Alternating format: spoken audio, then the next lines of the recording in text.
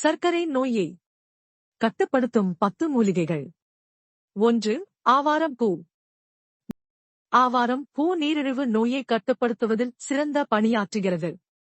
ஆவாரம் பூக்களை பறித்து காய வைத்து, பின்பு சிறிது சுத்தமான நீரை அடுப்பில் வைத்து, அதில் நிழலில் உலர்த்தப்பட்ட ஆவாரம் பூக்களை போட்டு, நன்கு கொதிக்க வைத்து, அந்நீரை வடிகட்டி பனங்கற்கண்டை சிறிதளவு சேர்த்தால் ஆவாரம் பூ தேநீர் தயார். இத்தேநீரை தினமும் நீரிழிவு நோயாளிகள் பருகி வந்தால் நீரிழிவு நோய் கட்டுப்பாட்டிற்குள் இருக்கும். 2. வெந்தயம். நீரிழிவு நோயாளிகளுக்கு முளை கட்டிய வெந்தயம் மிகப்பெரிய வரப்பிரசாதமாக அமைந்திடும். வெந்தயத்தில் இருக்கும் மூலக்கூறுகள் உடலில் இன்சுலின் சுரப்பை அதிகரிக்கும். அத்துடன் இரத்தத்தில் சர்க்கரை அளவு கூடாமலும் பார்த்துக்கொள்ளும். குறிப்பாக டைப் 2 வகை சர்க்கரை நோய் உள்ளவர்கள் இதனை சாப்பிடலாம்.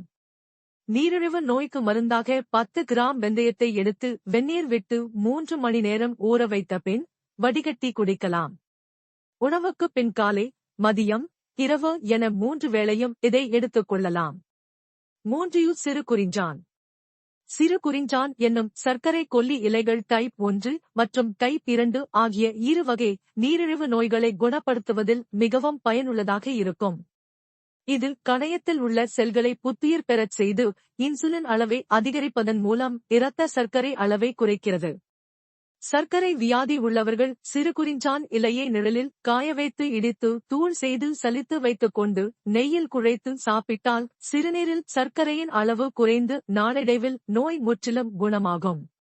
நீரிழிவு நோயை குணப்படுத்துவதை தவிர கெட்ட கொழுப்பின் LDL அளவை குறைத்து நல்ல கொழுப்பை HDL அதிகரிப்பதன் மூலமும் கொழுப்பை சமநிலைப்படுத்துவதற்கும் மிகவும் உதவுகிறது. 4. வேப்பிலை. வேம்பின் மருத்துவ குணங்கள் நம் ஆரோக்கியத்திற்கு மிகவும் பயனுள்ளதாக இருக்கும். இந்த மரத்தின் ஒவ்வொரு பகுதியிலிருந்தும் நீங்கள் பயனடையலாம். தோல் நோய்கள், காய்ச்சல், பல்வலி போன்றவையும் வேப்பம்பூவால் நீங்கும். நீரிழிவு நோயில் இரத்தத்தில் சர்க்கரையின் அளவு கட்டுப்பாட்டில் இல்லை என்றால் நீங்கள் தினமும் காலையில் வேப்ப இலைகளை சாப்பிட ஆரம்பிக்க வேண்டும்.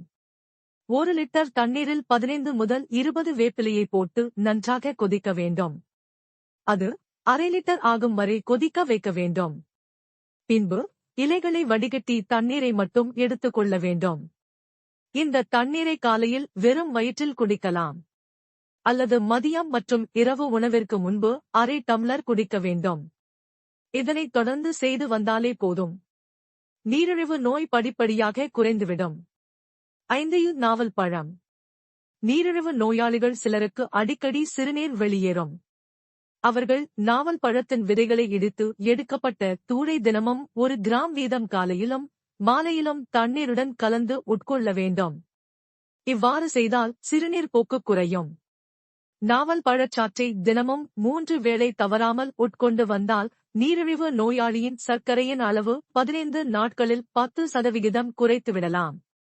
3 மாதத்திற்குள் முற்றிலும் கட்டுப்படுத்திவிடலாம். பிறகு நாவல் பழச்சாற்றை அளவை கொஞ்சம் கொஞ்சமாக குறைக்க வேண்டும். 6. நூக்கல். நூக்கல் வைத்தியம். 100 கிராம் அளவு நூக்கலை பொடித்து 1 கப் தண்ணீர் சேர்த்து அரைத்து சாறெடுத்து உணவுக்கு முன் 3 வேளையும் சாப்பிடுவது சர்க்கரையை குறைக்கும். மாத்திரைகளை விட வேகமாக குறைக்கும். இதன் பிறகு சர்க்கரை அளவு கட்டுக்குள் வந்துவிடும். 6வது மாதம் முதல் வெறும் வெந்தயச் சூரணத்தையோ அல்லது வெண்டைக்காய் அல்லது நூக்கல் அல்லது நெல்லிக்காய் அல்லது பாகற்காய் போன்ற ஏதேனும் ஒரு முறையை அவரவர் வசதிக்கு ஏற்ப பின்பற்றலாம். ஒரு முறையை பின்பற்ற அலுப்பு இருந்தால் வெவ்வேறு முறையை மாற்றி மாற்றி பயன்படுத்தலாம். இனி உங்களுக்கு மாத்திரைகளோ ஊசிகளோ அவசியமில்லை. 7. நெல்லிக்காய். இரத்தத்தில் சர்க்கரை அளவை கட்டுப்படுத்த இந்திய மருத்துவ முறைகளில் பெருமளவில் பயன்படுத்தப்படுவது அரை நெல்லிக்காய். இதில் அதிக அளவில் வைட்டமின் சி இருப்பதால் நெல்லிக்காயை அரைத்து அதன் சாற்றை குடிப்பது கணையத்தை தூண்டும். 2 நெல்லிக்காய்களை எடுத்து அதன் விதையை அகற்றிவிட்டு அரைத்து சாறு எடுத்துக் கொள்ள வேண்டும். 2 டீஸ்பூன் அளவு சாற்றை 1 டம்ளர் தண்ணீரில் கலந்து வெறும் வயிற்றில் குடிக்க வேண்டும். இதைத் தொடர்ந்து செய்து வந்தால் சர்க்கரை நோய் கட்டுக்குள் கொண்டு வர முடியும். 8. அஸ்வகந்தா. அஸ்வகந்தா உட்கொள்ளல் உடலில் இன்சுலின் தொகுப்பை கட்டுப்படுத்துவதன் மூலம் நீரிழிவு நோயை கட்டுப்படுத்த உதவுகிறது. இது இரத்தத்தில் குளுக்கோஸ் முறிவை மேம்படுத்துகிறது, இது இரத்த ஓட்டத்தில் இன்சுலின் சுரப்பை அதிகரிக்கிறது. அஸ்வகந்தா வேர்களை 15 முதல் 20 நிமிடங்கள் கொதிக்கும் நீரில் ஊற வைத்து எலுமிச்சை மற்றும் தேனுடன் வடிகட்டி பரிமாறுவது அதை உட்கொள்ளும் சிறந்த வழிகளில் ஒன்றாகும். அஸ்வகந்தாவை சாறுகளாக உட்கொள்ளும் போது இரத்தத்தில் சர்க்கரை அளவு ஒப்பீட்டளவில் குறைவாக இருப்பது கவனிக்கப்படுகிறது. 9. இலவங்கப்பட்டை. நீரிழிவு நோய்க்கான இலவங்கப்பட்டை நீர் செய்முறை. நீரிழிவு நோய்க்கு இலவங்கப்பட்டை பானம் தயாரிக்க இந்த வழிமுறைகளை பின்பற்றவும். ஒரு சிட்டிகை இலவங்கப்பட்டை தூள் அல்லது 1 அங்குல இலவங்கப்பட்டையை ஒரே இரவில் ஊற வைக்கவும். காலையில் அதை கொதிக்க வைத்து கலவை பொருத்தமான வெப்பநிலையை அடைய காத்திருக்கவும். அதை வெறும் வயிற்றில் குடிக்கவும். நீரிழிவு நோய்க்கான இலவங்கப்பட்டை நீர் செய்முறையை செய்வதற்கான எளிய வழி இது. உங்கள் உணவில் இலவங்கப்பட்டை சேர்க்க வேறு வழிகள் உள்ளன. வகை 2 நீரிழிவு நோயாளிகளுக்கு இலவங்கப்பட்டை எல்டிஎல் கொழுப்பை குறைக்கிறது. இலவங்கப்பட்டையின் ஆரோக்கிய நன்மைகள் அதிக நோய் எதிர்ப்பு சக்தியை உள்ளடக்கியது. இலவங்கப்பட்டை உணவுக்குப் பிறகு இரத்த சர்க்கரையை கட்டுக்குள் வைத்திருக்க உதவுகிறது. 10. சீந்தில் கொடி.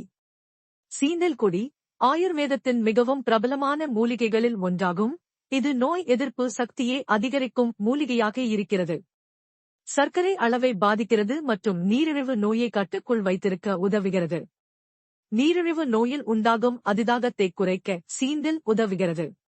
இன்சுலின் சுரப்பை அதிகரித்து அளவுக்கு அதிகமாக குளுக்கோஸ் உற்பத்தியாகும் காரணிகளை தடுத்து இரத்த சர்க்கரை அளவை கட்டுக்குள் வைக்க சீந்தில் உதவும் என ஆய்வுகள் தெரிவிக்கின்றன.